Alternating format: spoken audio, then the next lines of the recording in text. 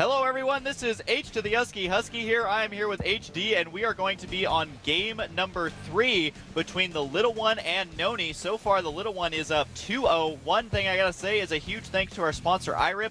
Definitely go to Google and check them out. But anyways, what do you think about that last game, HD?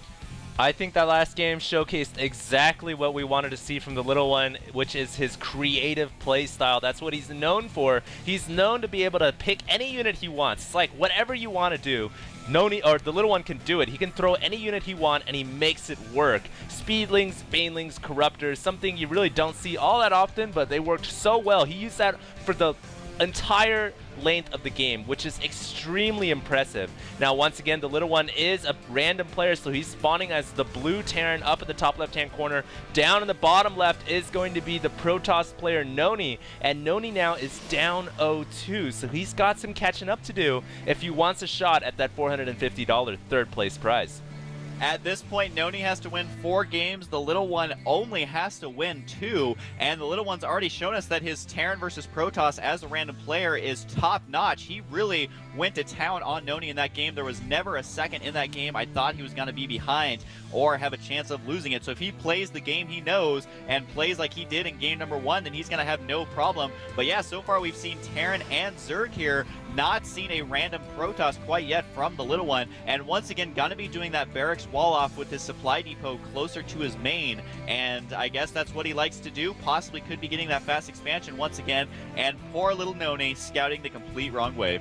Yeah, he's going to get there all the way at the end of the map and eventually find out that the Little One is in the top left-hand corner. Now, the Little One does have a variety of options to choose from. I think that his build from before was definitely a highlight of his game plan. I also think that Reapers are a possible strategy as well because of the fact that you can Reaper all the way down the bottom left-hand side of the map easily. There's no obstructions for the Reapers. They can get right into the Protoss main base. Meanwhile, NonY here doing a wall off with one gate in his Cyber Core, so we might be seeing that fast robotics tech from NonY again, and he might be putting the Immortal / Colossus to work.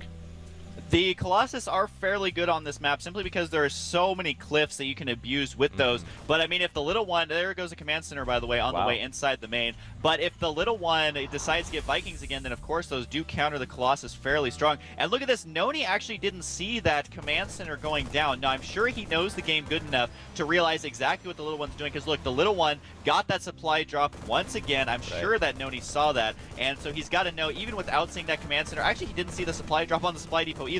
I just have a feeling though that NonY knows what's up. He knows what to expect, and so we'll see if he changes his build accordingly. Wow, the Little One going with the same build yet again. I almost thought the last game when he used that supply drop it was a mistake because he got supply blocked, but it looks like this is an actual build order that he's got planned out. So there must be some kind of intangible benefit to throwing down that depot. The only thing I can think of is you don't have to pull an SCV off the line, you don't have to spend 100 minerals on the supply depot. And so what I'm thinking is usually when you throw down that fast supply call down, it's usually for some early pressure.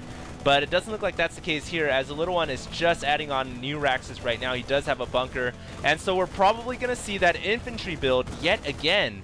And if NonY goes for the Colossus, I think that's the best decision, but it's just going to come down to micro if NonY wants to beat out the Little One. It looks like he's not going to throw down the robotics tech. He's actually adding on a Stargate on top of a gateway.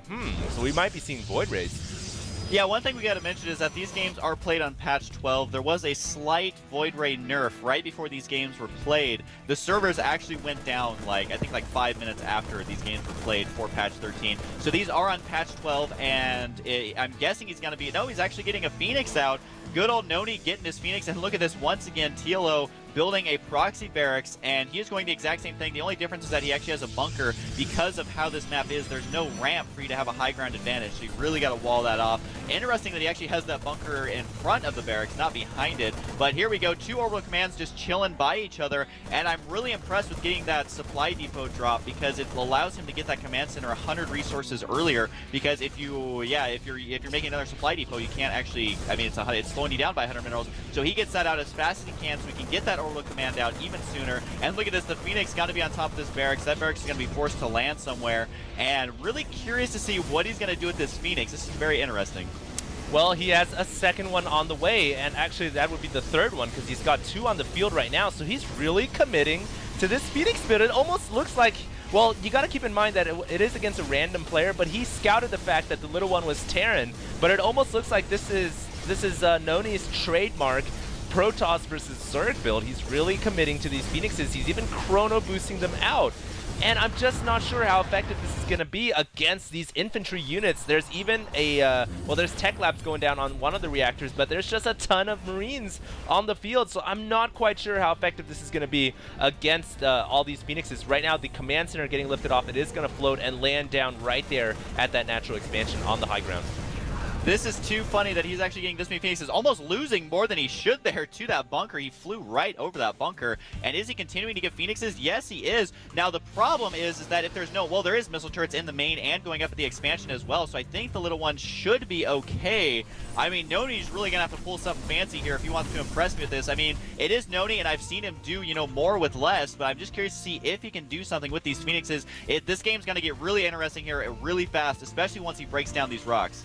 Right now, the little one adding on the Ghost Academy as well as another engineering bay. He is researching STEM as well as +1 weapons, so he's going to have the infantry firepower, I think, to deal with this forces. But right now, NonY's actually got a pretty significant ground army. Let's take a look at the army counter. NonY actually ahead 67 over 51. The little one been really thinking about expanding. He hasn't really built that many forces on the ground, but he does have 3 bunkers on the way. The rocks have been destroyed. Right now is NonY's chance to move in. He is going to use the Guardian Shield to reduce the damage by 2. That's a huge hit to these Marines. And right now, NonY looking to get into position, but I think he's going to back out once he sees this quad bunker grid going up to defend this natural expansion.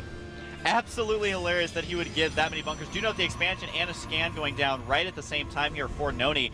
But you can salvage these bunkers and get all your money back. But for now, the little one just wants to build a pretty menacing wall here, even throwing down supply depots.